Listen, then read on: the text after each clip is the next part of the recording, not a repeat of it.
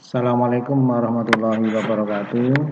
Alhamdulillahirrabbilalamin. Salawat dan salam semoga tetap berlimpah pada Nabi kita Muhammad Sallallahu Alaihi Wasallam. Pada kesempatan ini untuk membacakan buku sesi kedua yang Ibu tulis pada tahun 2006, cetakan keduanya 2021. Pada halaman pembukaan, Ibu menuliskan untuk menempuh kehidupan di dunia yang sekaligus untuk bekal hidup di akhirat nanti, maka saya ingin berpesan kepada segenap anak-anak keturunanku dengan pesan tertulis yang sangat sederhana ini. Anak keturunanku yang dimaksud ya cucu juga, tidak hanya anak saja, putu termasuk.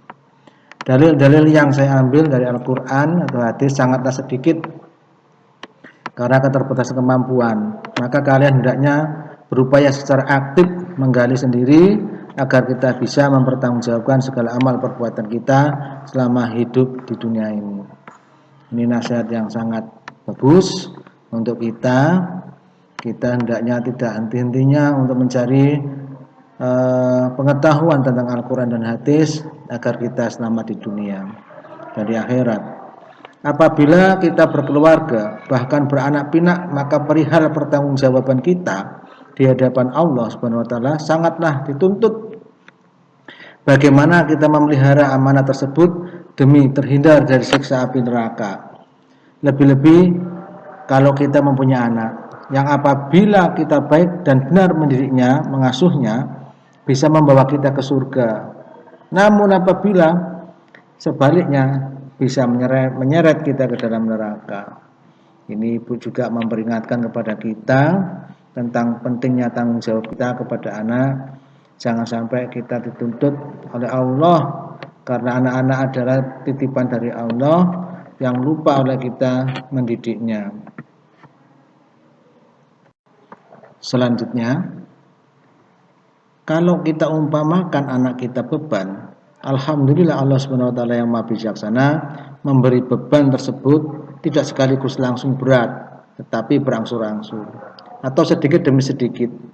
Dimulai sedini mungkin dengan penuh kewaspadaan, ketekunan, kesabaran, dan kasih sayang serta perjuangan.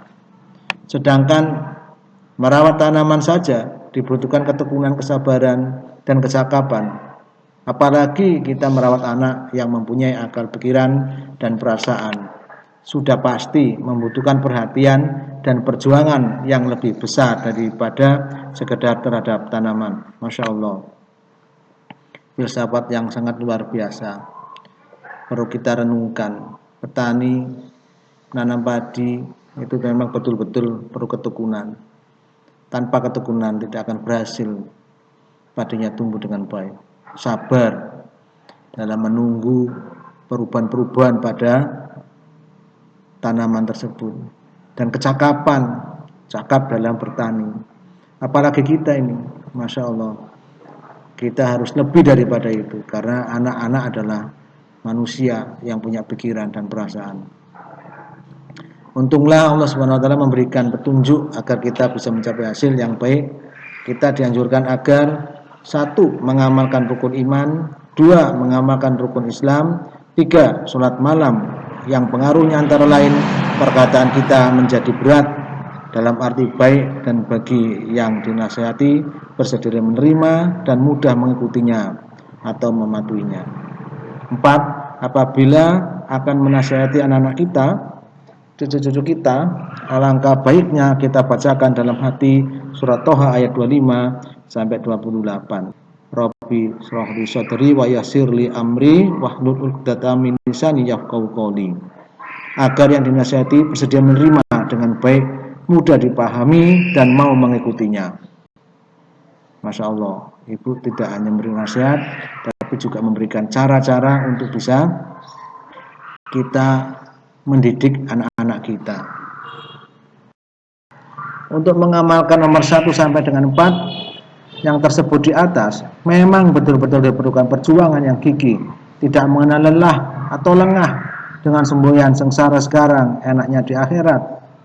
di hadirat Allah Subhanahu wa taala nanti, yaitu perasaan surga. Jadi kita memang dalam mendidik anak betul-betul harus penuh perjuangan gigi.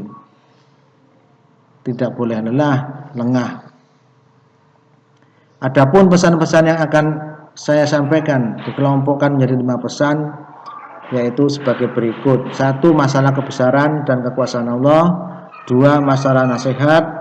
3. Masalah gambaran hari kiamat, orang-orang ahli surga dan ahli neraka. 4. Masalah janji-janji Allah. 5. Masalah anjuran untuk berzikir dan berdoa. Banyak ayat hanya saya kutip terjemahnya. Harap kalian membaca sendiri Al-Qur'annya. Akhirnya hanya kepada Allah lah semata saya memohonkan agar pesan-pesan ini mudah dipahami dan dibukakan pintu hati anak-anak keturunanku, serta mendapat kekuatan untuk mengamalkan dengan mudah dan ikhlas.